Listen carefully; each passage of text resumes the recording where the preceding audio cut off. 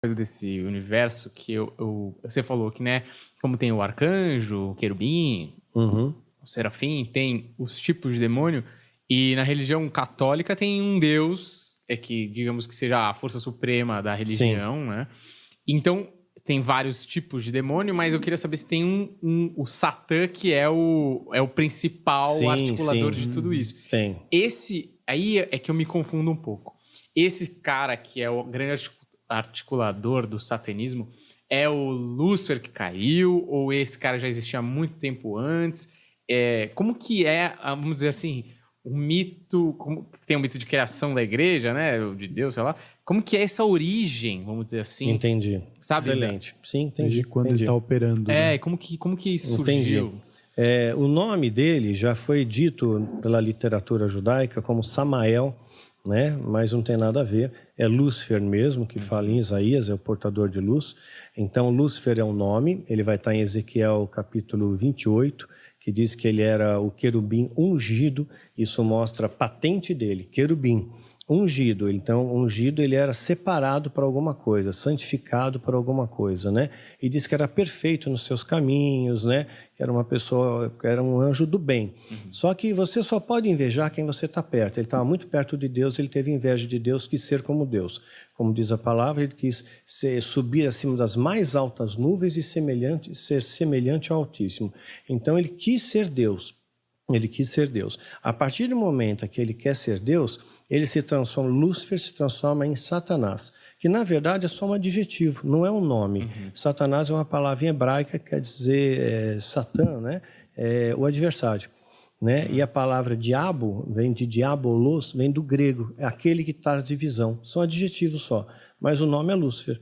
Né? O resto são só adjetivos. Né? E ele sim é o majoritário. Agora, o poder de persuasão dele é inacreditável.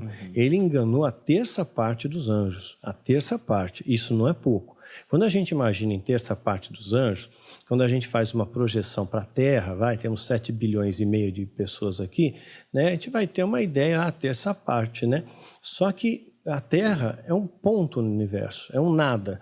Né? Quando foi a sonda Voyager saindo do sistema solar, ela tirou uma foto da Terra perto de Saturno e a Terra é um pontinho. Até Carl Sagan chamou de um pálido ponto azul no universo. O nome do livro dele, né? O nome do livro dele é esse. Exatamente, né? Pálido ponto azul no universo. E aí quando você vê as proporções, a Terra perto do Sol, um ponto. O Sol perto de uma gigante vermelha, um ponto. Né? Nós só enxergamos 4% do universo. O universo observável é só 4%. A gente não tem ideia de nada. Agora você imagina que o Deus Criador, o Todo-Poderoso, o El Shaddai, vai criar, né, uma quantidade de anjos, né, para caber somente nessa bolinha da Terra. Né? Então eu imagino que essas miríades são muito maiores. A Jerusalém Celestial é muito maior do que isso. Tem tamanho de uma galáxia, talvez. Né? Então não é do tamanho da Terra, não é uma coisa minúscula como nós, mas é grande. O Criador fez coisas grandes. Né? E eu acredito em vidas em outros planetas também. Porque seria utopia a gente acreditar que tudo isso aqui foi feito só para a gente. Né? Eu já falei isso em vídeo, inclusive. Né? Então, o que acontece? Então, quando ele enganou a terça parte, ele enganou muito, bilhões, trilhões de anjos. E o poder de persuasão dele foi muito bom. Foi muito bom. Né? O que ele falou para esses caras, para que ele falou para esses demônios, né, para esses anjos, né, que conseguiram enganá-los? Tem um livro, Paraíso Perdido, do John Milton, ele dá algumas pistas, ele sugere algumas ideias, né? Então, dá a impressão, e como ele estava muito próximo a Deus, muito próximo do rei, digamos assim, ele sabia coisas que ninguém mais sabia. E ele começou a espalhar, isso é teoria do John Milton, tá? Começou a espalhar, e eu estou usando até como ilustração para a história de Mitre, né? Ele começou a espalhar informações e que Deus não era tão bom, que Deus castigava, que Deus machucava, né? que Deus ele era altivo, que ele era prepotente, que ele era soberbo. E isso começou a espalhar, até que ele conseguiu arrastar a terça parte. Né? E houve peleja nos céus para arrastar eles. Se houve peleja nos céus, significa que há dano. Porque se os dois são imortais, eles vão brigar até a eternidade. Né? Mas houve peleja e eles foram expulsos. Se eles foram expulsos, houve uma força de guerra maior que colocou eles expulsos. Que nem Daniel, quando está orando lá, pedindo para o anjo falar com ele, demora 21 dias. Né? E ele, o anjo, quando vem, fala, olha, eu escutei o que você falou, mas eu fiquei preso porque o príncipe da Pérsia ficou me retendo. Ou seja, se houve retenção, houve dano.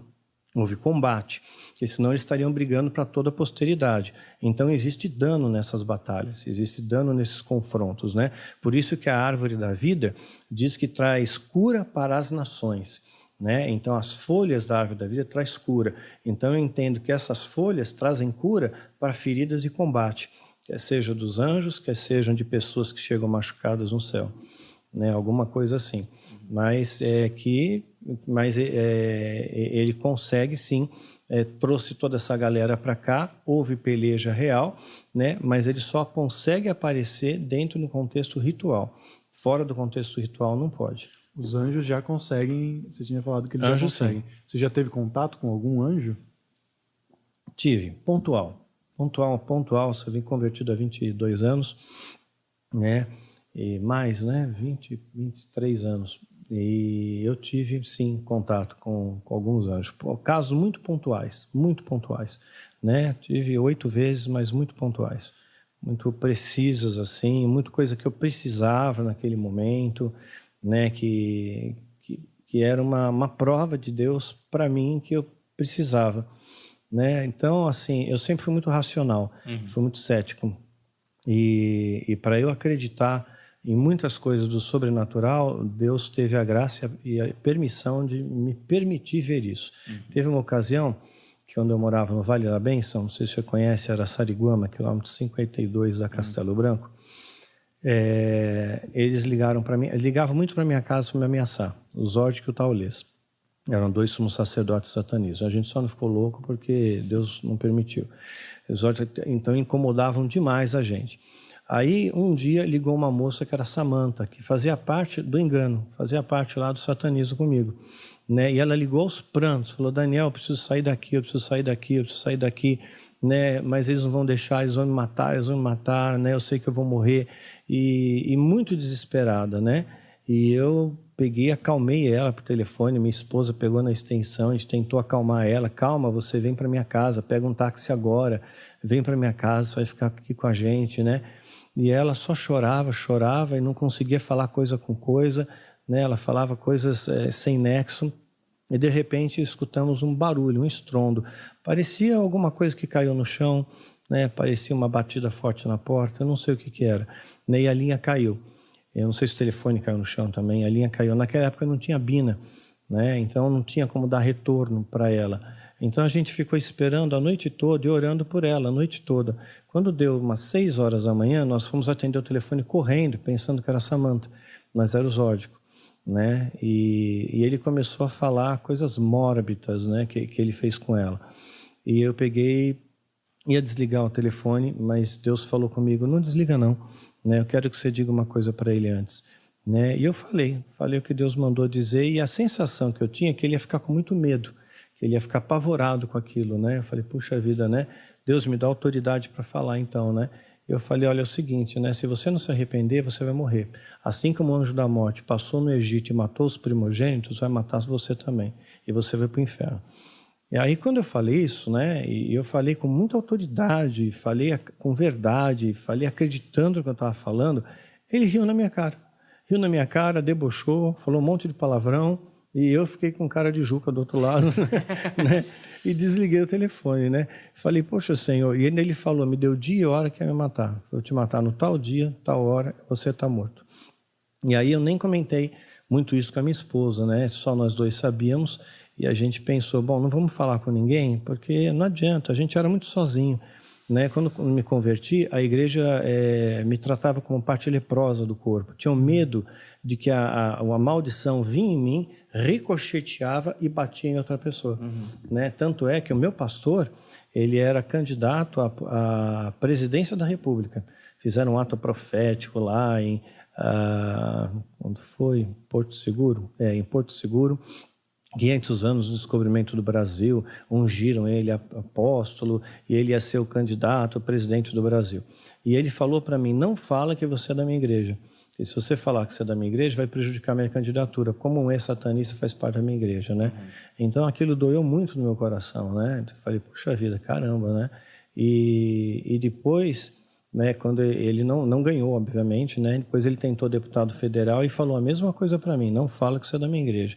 Então não tinha apoio da igreja, não tinha apoio de nada. As pessoas tinham medo de mim, tinham medo que ricocheteasse, respingasse a maldição, né?